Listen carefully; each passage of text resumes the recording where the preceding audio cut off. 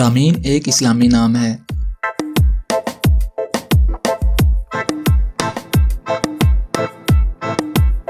Ramen نام کی ابتدائی تاریخ اردو زبان سے نکلتی ہے۔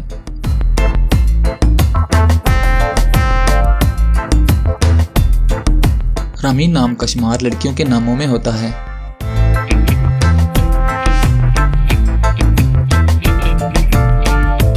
رامین نام کا مطلب کامیاب عورت ہے۔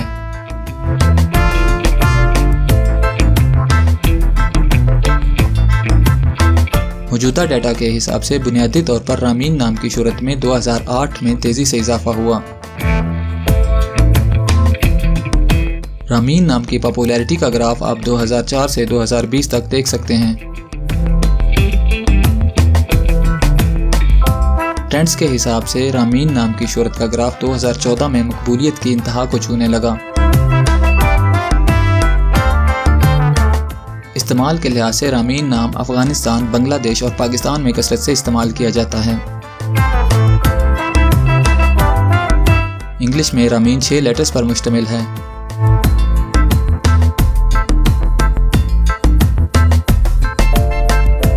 اردو میں رامین 5 حروف پر مشتمل ہے۔